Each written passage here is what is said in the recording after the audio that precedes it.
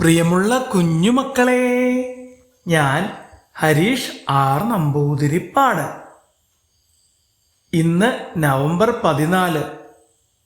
കുഞ്ഞുങ്ങളെയും പൂക്കളെയും സ്നേഹിച്ച ചാച്ചാ നെഹ്റുവിൻ്റെ പിറന്നാൾ. ഈ ശിശുദിനത്തിൽ ഒരു കഥ കേൾക്കൂ. ചാച്ചാജിയുടെ പൂന്തോട്ടം.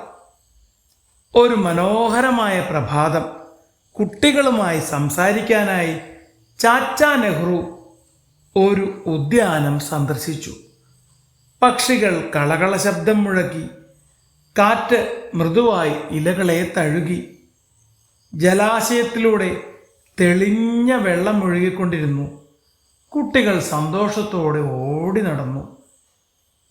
എവിടെയും ഉണ്ടാകുമല്ലോ ചില ദുഷ്ടമനസ്സുള്ളവർ. അങ്ങനെയുള്ള ചില സാമൂഹ്യ വിരുദ്ധർ അവിടെയും എത്തി. കൊള്ളാം, നല്ല പൂവ് എന്നു പറഞ്ഞ് മനോഹരമായ പനിനീർ പുഷ്പങ്ങൾ അവർ പറിച്ചെടുത്ത് കശക്കിയെറിഞ്ഞു. വട്ടം കൂടിയിരുന്ന് എന്തൊക്കെയോ തിന്നുകയും കുടിക്കുകയും ചെയ്ത ശേഷം അവശിഷ്ടങ്ങൾ അവിടെ വലിച്ചെറിഞ്ഞു. ഇതെല്ലാം കണ്ടുകൊണ്ടാണ് ചാച്ചാജി അവിടെ എത്തിയത്. അദ്ദേഹം പുഞ്ചിരിച്ചുകൊണ്ട് തൻ്റെ കൂടെ വന്ന കുഞ്ഞുങ്ങളോട് പറഞ്ഞു, കുഞ്ഞുങ്ങളെ, ഈ മണ്ണ്, ഈ മരങ്ങൾ, ഈ പക്ഷികൾ, പച്ച നിറമാർന്ന ഇലകൾ, പുഞ്ചിരിക്കുന്ന പൂക്കൾ, ഇവയെല്ലാം നമ്മുടെ കുടുംബാംഗങ്ങളെ പോലെയാണ്. അവയെ വേദനിപ്പിച്ചാൽ ഭൂമിയും വേദനിക്കും.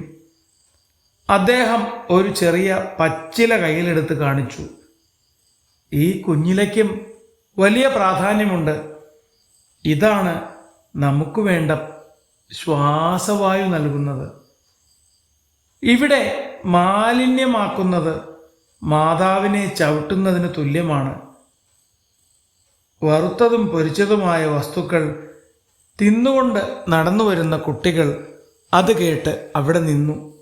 എന്നിട്ട് തങ്ങളുടെ കയ്യിലുള്ള മാലിന്യങ്ങൾ അതിനുവേണ്ടി വച്ചിരിക്കുന്ന പെട്ടികളിൽ തള്ളി. ചാച്ചാജി സാവധാനം നടന്നു ചെന്ന് ആ സാമൂഹ്യ വിരുദ്ധർ അലങ്കോലമാക്കിയിട്ട പ്രദേശത്തെ മാലിന്യങ്ങൾ പെറുക്കിയെടുത്ത് കുഞ്ഞുങ്ങൾക്കൊപ്പം പെട്ടിയിൽ ഇട്ടു. കുട്ടികളും മുതിർന്നവരും അതിശയത്തോടെ നോക്കി. ചാച്ചാജി, ഞങ്ങളിനി ഒരിടത്തും അലക്ഷ്യമായി മാലിന്യങ്ങൾ കൊണ്ടുപോയിടില്ല. അദ്ദേഹം സന്തോഷത്തോടെ തലകുലുക്കിക്കൊണ്ട് പറഞ്ഞു, അതേ മക്കളെ, ഇതാണ് നിങ്ങൾ പ്രധാനമായും പഠിക്കേണ്ട പാഠം. പ്രകൃതിയെയും സസ്യങ്ങളെയും മൃഗങ്ങളെയും സ്നേഹിക്കുക. അപ്പോൾ അവയും നിങ്ങളെ സ്നേഹിക്കും.